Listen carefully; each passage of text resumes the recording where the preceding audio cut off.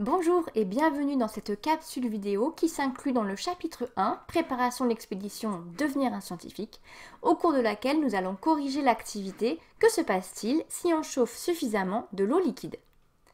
Alors l'objectif de cette correction, c'est de suivre le tableau d'autocorrection que je vous ai distribué. On va donc vérifier que les 5 étapes de la démarche scientifique sont bien présentes, qu'elles sont bien identifiées avec leur titre, et que vous avez utilisé le bon vocabulaire et la bonne syntaxe.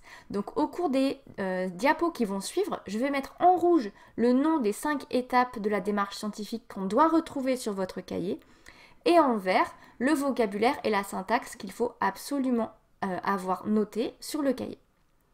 Au cours des diapos qui vont suivre, vous aurez ces petits logos qui vont apparaître. Le logo avec une oreille, qui signifie que vous devez simplement écouter ce que j'ai à vous expliquer. Et ensuite seulement, lorsque ce logo apparaît et que je vous le dis, vous pouvez mettre la vidéo en pause et copier. On ne peut pas à la fois écrire et écouter. Donc d'abord vous écoutez et quand c'est terminé, vous pouvez écrire.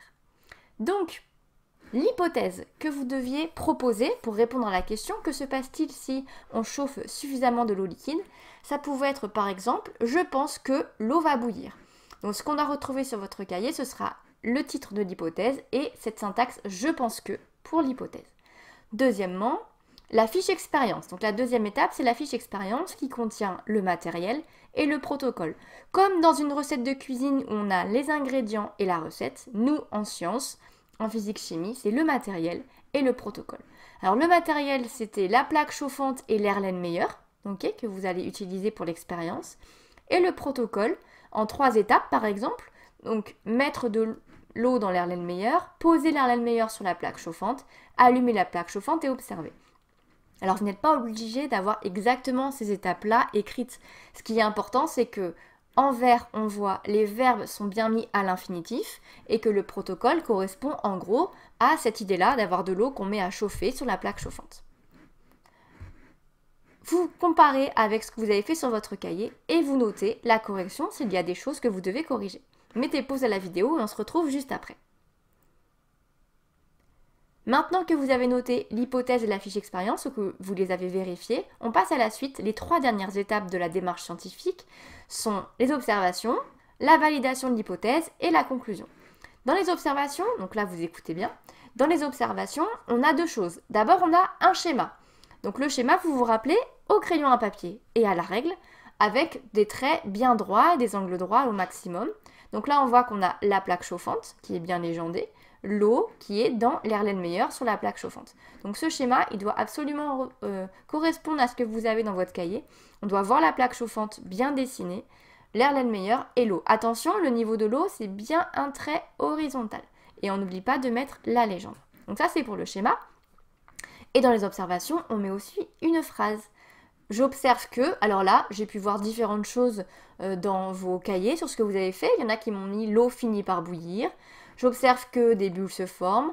J'observe que l'ébullition de l'eau a lieu, etc. Donc l'important ici, c'est que vous mettez vraiment ce que vous avez observé et il faut sa syntaxe j'observe que qui apparaisse dans cette partie, d'accord? Donc le titre et j'observe que avec vos observations. 4e étape, on valide ou pas l'hypothèse qu'on avait proposée au départ. Donc vous aviez généralement proposé que l'eau allait bouillir. Okay, donc mon hypothèse est juste, si c'était vraiment le cas, car, et vous donnez l'explication. Donc en termes de syntaxe, vous pouvez donner différents types d'explications en fonction de votre hypothèse de départ, mais on doit retrouver cette partie. Mon hypothèse est, alors juste si c'est le cas, ou fausse si ce n'était pas juste au départ ce que vous aviez proposé, et une explication. Par exemple, mon hypothèse est juste car l'eau a bien fini par bouillir quand elle a été chauffée. Dernière étape, la conclusion. Par exemple, quand on chauffe suffisamment de l'eau liquide, elle se met à bouillir. Donc la conclusion, c'est une réponse à la question qui était posée, une phrase-réponse. Donc c'est un exemple de conclusion qu'on pourrait avoir.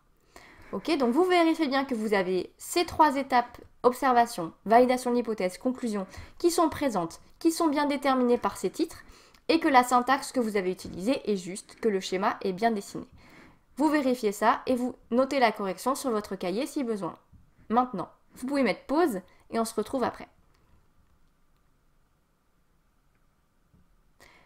Maintenant que vous avez terminé de noter, On revient sur le tableau que vous devez remplir, donc le petit tableau d'autocorrection de l'activité. Donc si les 5 étapes sont maintenant bien présentes, ben vous pouvez mettre une couleur verte. Si ce n'est pas le cas, vous mettez un jaune ou un rouge. Normalement, avec la correction qu'on vient de faire, vous devriez tous avoir du vert ici.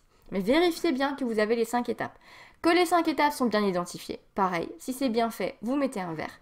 Et que le vocabulaire et la syntaxe sont bien adaptés. Vous avez bien utilisé « je pense que »,« j'observe que »,« mon hypothèse est juste ou pas ». Voilà, que ça se soit bien adapté, bien écrit. Un vert dans ce rond si c'est bien respecté. Bon travail à tous et on se retrouve en classe pour la prochaine séance.